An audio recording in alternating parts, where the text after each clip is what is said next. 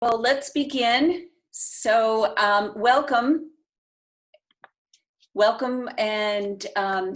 to the presentation on techno-healthy ergonomics for kids. I'm Iris Sokol. I'm a health wellness educator for Harvard Pilgrim Healthcare's wellness program. I am also a certified ergonomist, and I am going to focus on at home. It's for whether it's for yourself as well as for your children. So it's educating yourself so you can educate your children on how to prevent injuries. Please feel free to ask any questions while we go on. It's a small group, so I'm happy. I'll keep an eye on the chat, and I'll be happy to answer anything I can. So let's get started. So basic ergonomics that we all need to know. So this applies to however you're going to work. First of all, how you work creates the strain and the fatigue to the spine and the supporting muscles, which then go and create injuries. And what's most important to realize is that ergonomic injuries are cumulative and they're preventable. So it would almost be easier if an ergonomic injury happened at that moment. So then you would feel it, you would know not to do it again, whatever you were doing that created that injury. But it's over time. It can be years of working in a bad position before you feel the results. So just as someone who exercises the same way over and over again, I'm going to use a runner as an example, that person constantly runs, he or she never stretches at the end, the muscles get tighter and tighter, and then one day that runner goes out and tears a meniscus in the knee or something in the Achilles and wonders, wow, how did that happen? Well, it was the accumulation of the abuse of that running can create in your muscles without the care of working on the flexibility or working on balancing the body better with other types of exercise. So most ergonomic injuries come from either improper use of the equipment or most often from poor body mechanics or no body mechanics. And this is so common with kids.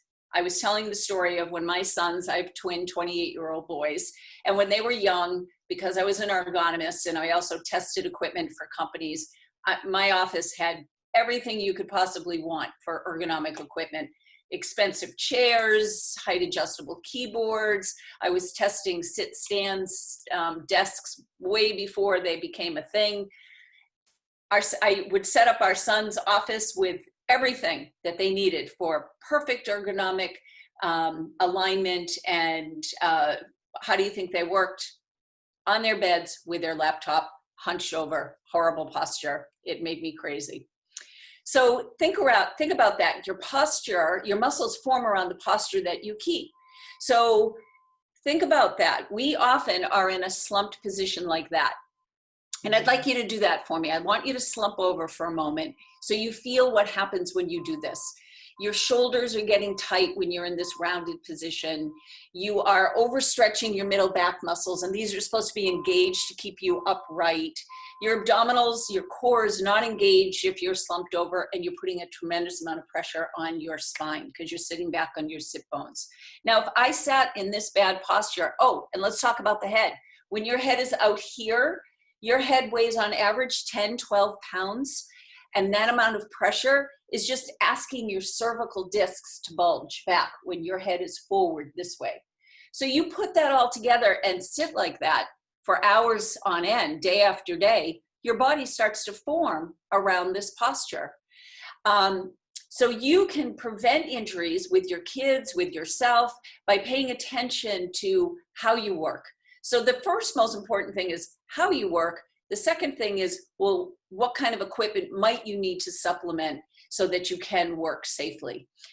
We pay so much attention today, which is great because I'm a health educator, about what we eat and exercise, but not to our posture. I take pictures everywhere wherever I go, and I see horrible posture everywhere. Because people aren't thinking about it. People aren't being mindful. They don't think about, after 10 years of this, it's going to be hard for me to straighten up and actually be upright. How kids work today will actually determine whether or not they develop body problems and injuries in the future. So let's just quickly talk about spine health, and then I'm going to get right into the ergonomics. Compression is what the most common cause of back pain, because when we sit down, we compress our intervertebral discs. When we stand up, we release that pressure. They're the shock absorbers in between each vertebrae. Without a strong core, you're getting compression. Your core is needed to balance support. And everybody talks about sitting is the new smoking. It's really lack of movement and exercise that is the new smoking. And the rule is for every 50 minutes of sitting or standing, whether you sit or stand working, you need 5 to 10 minutes of consistent movement to break up the tension in the muscles from that static posture. So think of a 50-5-10 rule. So for 50 minutes, go move for 5 or 10 minutes consistently, and then go back to your whichever way you're working, whether you're sitting or you're standing. I like to encourage people to go take a walk for 5 minutes out somewhere and 5 minutes back. And if you think about how that adds up over the course of the day, if you're getting 5 to 10 minutes of movement out of every hour, you've accumulated an hour's worth of exercise and movement, which helps your overall health. It all adds up. All the things you do for your body throughout the day add up. You don't have to wait for that magical moment to go exercise. Your whole day is an opportunity to do things for your body. And spine and the bones need weight-bearing movement to generate good bone health. So I'm a big proponent of walking and anything that's weight-bearing. And then good body mechanics and posture is crucial to your spine health. All right.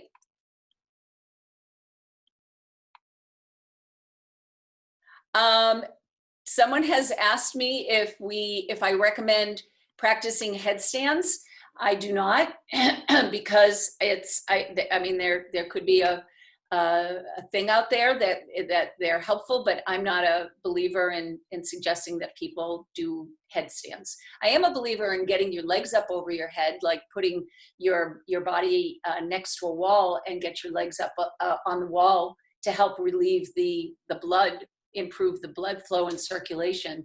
But I'm not a proponent of on your head. You have to think of, you have to realize I'm always thinking of injuries and what could possibly happen. And that's a lot of pressure on your neck. So let's look at posture as we age. If you're looking on the left, that's the way we're supposed to be: upright, earlobes directly over the shoulders, nice long neck, chest open, shoulders down. But as we age and as we use computers more and more and we're hunched over, look at what can wind up happening as we age, to the point where then you wind up humped over. So this is what we want to try to avoid by adopting good posture and body mechanics now, and being aware of it is the first step.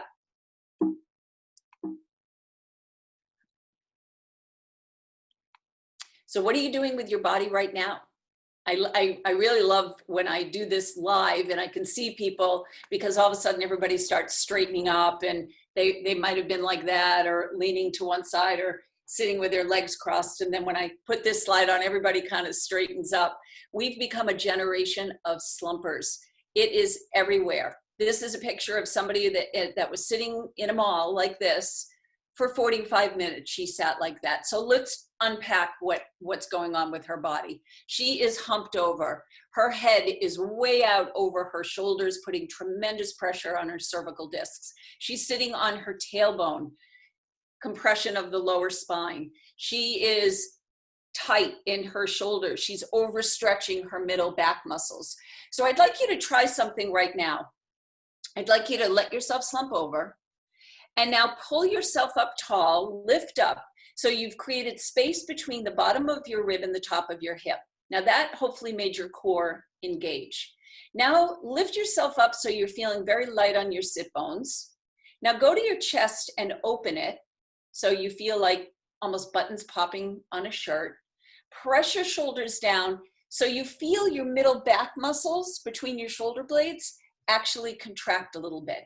And now elongate your head. Your earlobe should be right over your shoulders, and elongate your head so you feel like the top of your head is lifting toward the ceiling. That's what you're trying to shoot for, of good posture. Here's another one. What's wrong here? This is classic. Laptop on the desk, hunched over. I'm gonna keep showing you laptop in bed. This is common with kids. And this is what my kids did. They had the perfect ergonomic setup, but I'd find them in bed, hunched over their laptops, and I was horrified, and I would nag them nonstop. Or like that, sitting in bed, hunched over, head forward, body slumped, or like that. Really common postures, especially with kids, using a laptop, because that's for the most part what people are using at home. So here's some of the most common unhealthy postures. Your head forward, I talked about. Looking down or looking up instead of your head staying neutral. And I'm literally gonna go over each area of ergonomics and how to fix all this.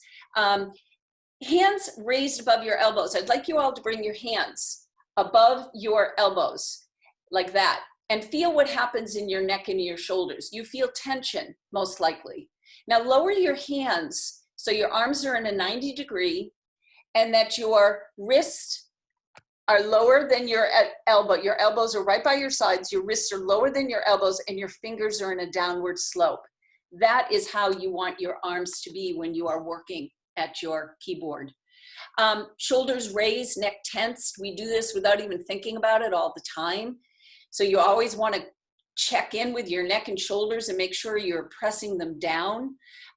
Perching on the edge of your chair. A lot of people will perch because their chair might not be ideal or comfortable. You want to try to sit back in your chair as best as possible and let the chair support your body. If you can, sit up tall and be forward on your chair, that's okay, but that's not sustainable. You do need some lumbar support. And I know somebody's going to ask me this about sitting on a ball, and I am absolutely not in favor of sitting on a ball. Maybe for 5 minutes, you know, those giant exercise ball, usually somebody asks me. They're fine for a few minutes, but they're not sustainable to really sit up in perfect alignment. They often deflate every day, so you have to make sure that your hips are above your knees.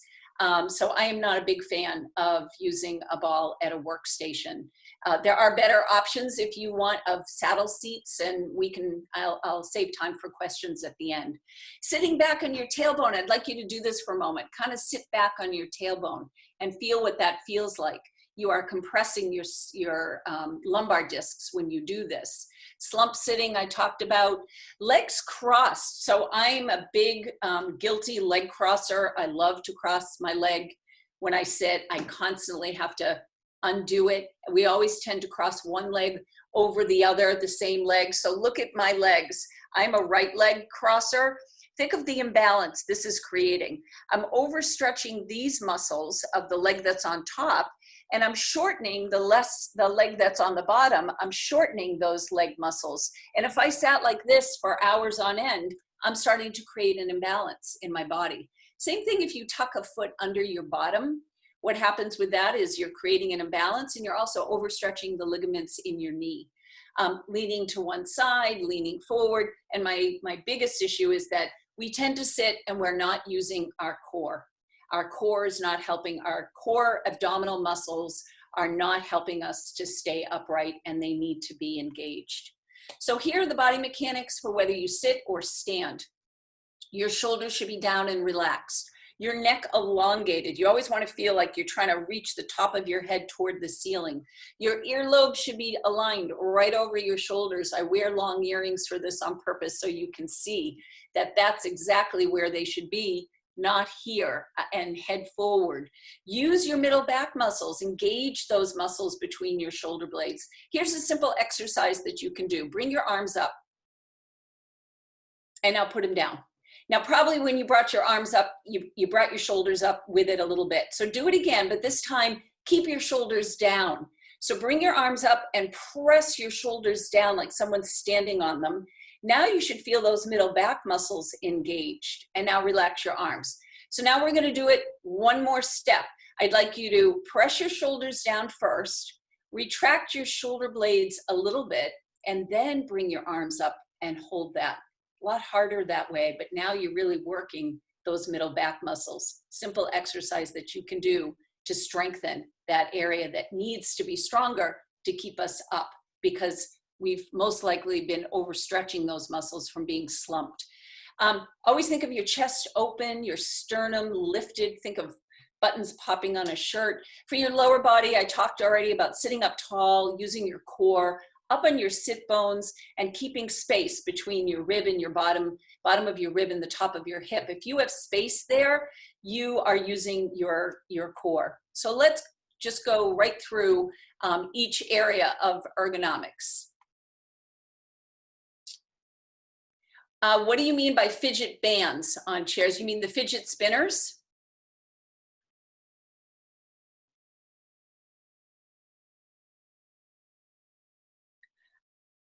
Rubber bands on the leg chairs. I'm not sure. So the kids can kick. I'm not sure I've seen that.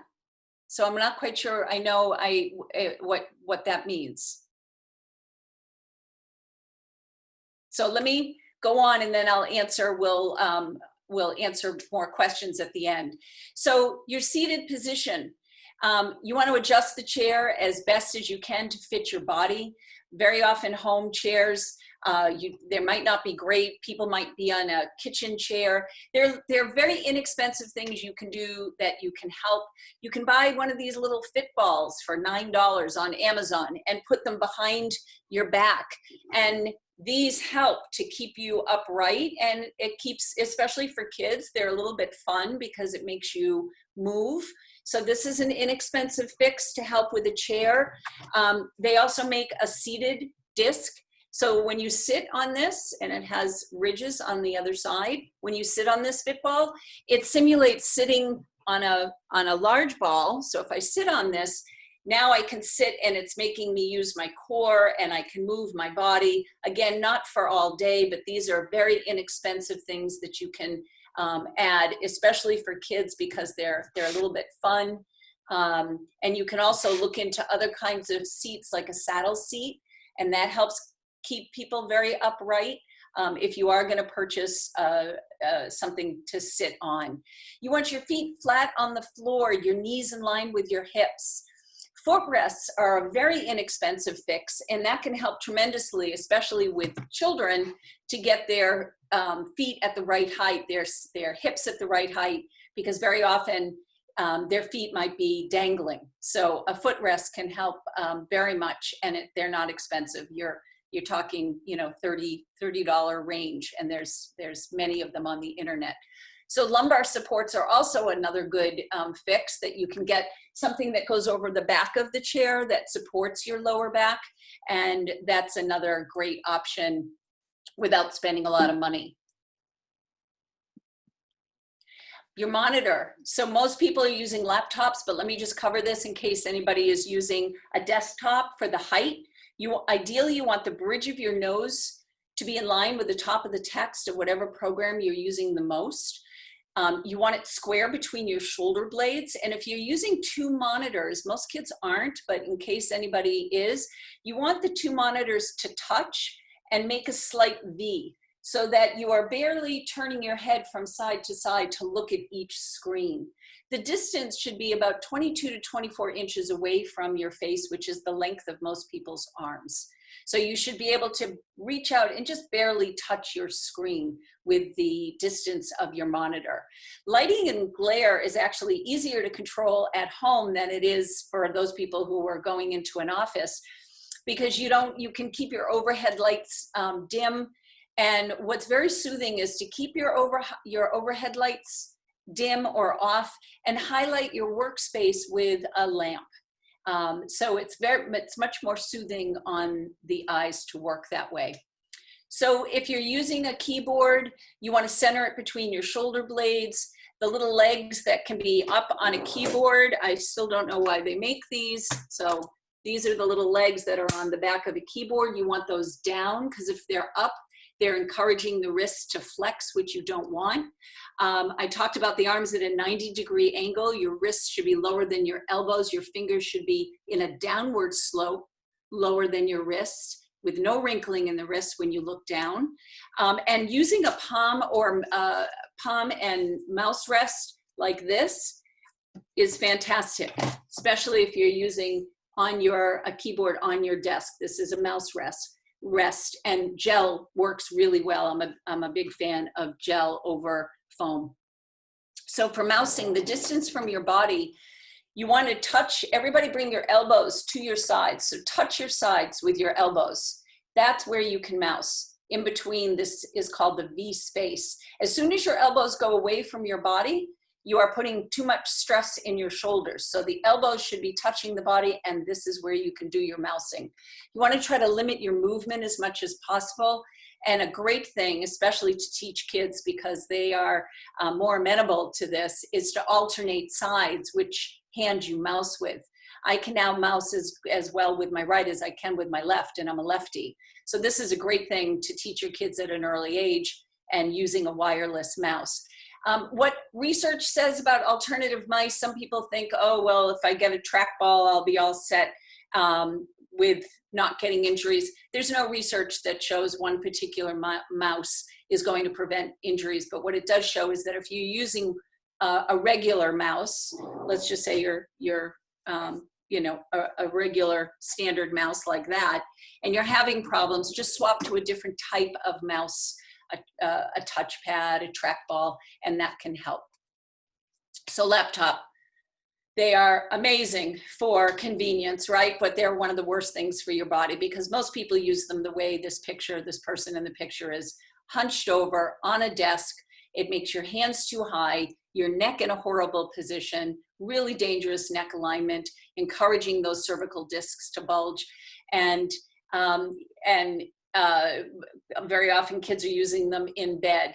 So the way you get around it is two ways. You either get a laptop riser at your desk and a wireless keyboard and mouse, and you can then raise the back of the monitor so it's at a better height using a laptop riser, or you can get a lap desk, which is something like this, which I just got on Amazon. This is by Lap Gear.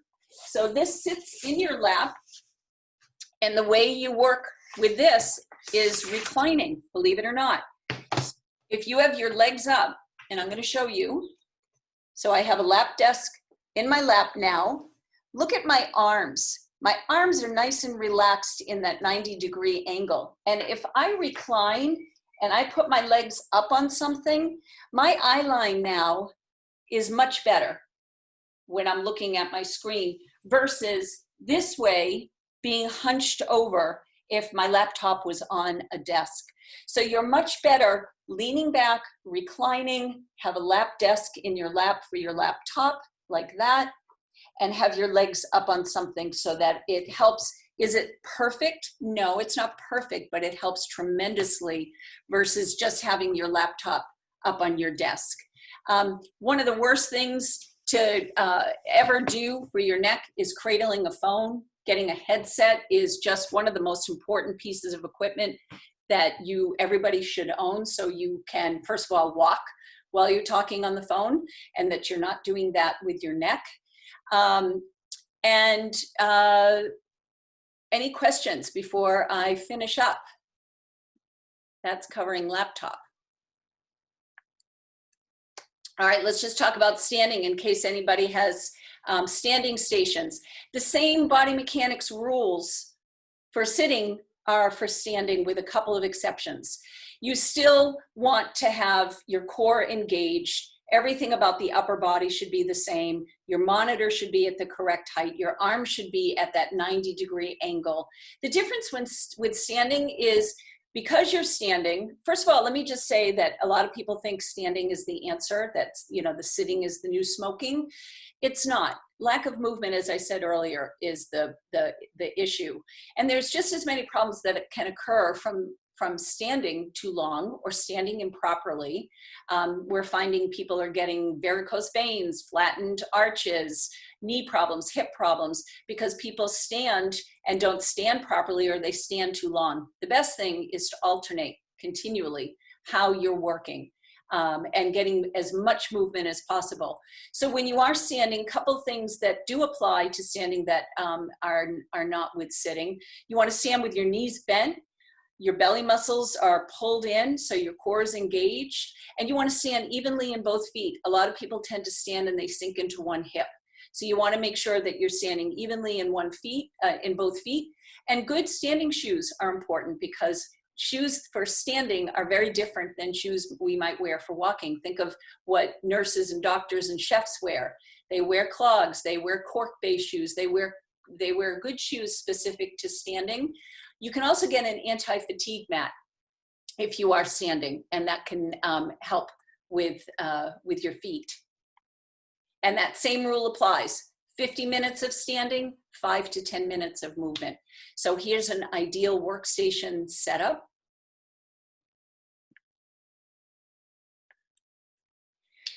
So closing thoughts.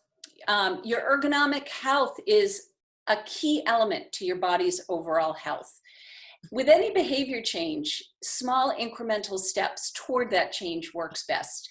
You can't just decide, oh, I'm going to have perfect posture and I'm going to teach my kids to be aware of their posture, and it's going to happen overnight. Pick one thing that you can stick to and work on just that one change, and give yourself plenty of time. Stretching and moving throughout the day, so you don't have to wait until that magic time to go work out. Your whole day is an opportunity to do things for your body. Committing to at least one positive change that you can make to help prevent injuries. Keep that 55-10 rule in your mind. You can set a timer or a clock, a sticky on your computer to remind you to get up and move. The other thing you need to remember is for every 20 minutes of consistent keying, you want your hands off of the keyboard for 1 to 2 minutes. Be active throughout the day as much as possible, and work toward good body mechanics and posture as part of your daily life. So I'm a dog person, so I always have to throw in a picture of all the dogs in my life. And thank you for your time. I'm here for questions.